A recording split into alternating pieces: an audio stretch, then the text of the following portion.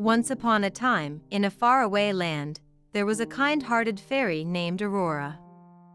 Aurora lived in a magical kingdom, where she spent her days granting wishes to all the children who needed her help. She loved making kids happy and seeing the smiles on their faces. One day, as Aurora was flying through the kingdom, she noticed that the land was no longer as vibrant and colorful as it used to be. The flowers had lost their bright colors, and the trees were bare. She soon realized that a wicked witch had cast a spell on the land, draining it of all its magic and beauty. Aurora knew that she had to act fast and find a way to break the spell. She flew around the kingdom, searching for someone who could help her. As she was flying over a nearby village, she heard the sound of a young boy crying. She flew down to the village and saw a little boy sitting alone on a bench. Aurora asked him what was wrong, and he explained that his village was suffering because of the witch's spell.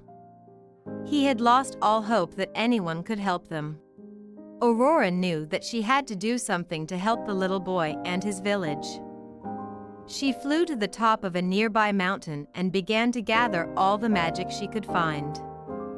She gathered the bright stars, the sun's rays, and the moon's glow. She put all the magic into a beautiful, sparkling crystal.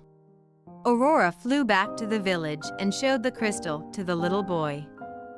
She explained that the crystal contained all the magic she had gathered, and it could break the witch's spell.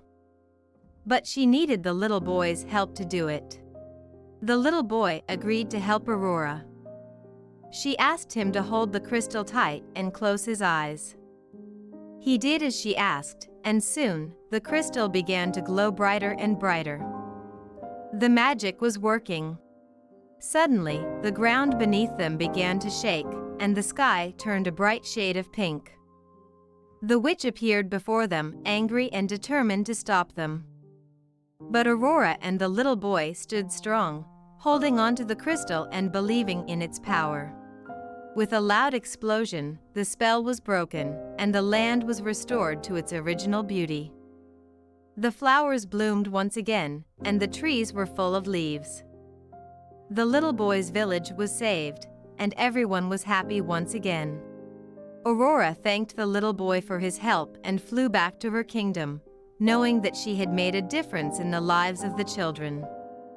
And as the little boy went to bed that night, he felt happy and safe, knowing that there were kind-hearted fairies like Aurora watching over them. The end.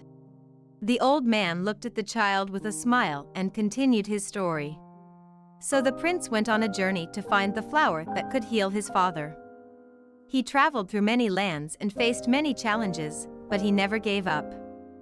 Eventually, he found the flower in a faraway land, guarded by a fierce dragon. The child's eyes widened in amazement as the old man continued. The prince bravely fought the dragon and emerged victorious. He plucked the flower and rushed back to the kingdom to give it to his father. The king was healed and everyone in the kingdom rejoiced.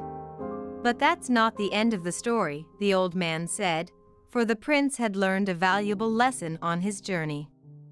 He had learned that bravery and determination are important qualities to possess, but equally important is kindness and compassion for others. The child nodded, understanding the moral of the story.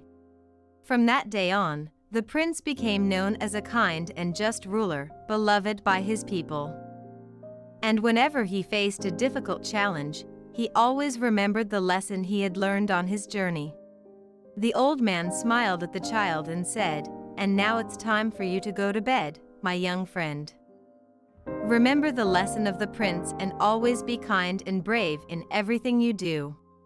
The child smiled back and nodded, feeling sleepy and content as he drifted off to sleep with the story of the brave prince and his journey still fresh in his mind. Produced by BigBaBook, specialist in children's books.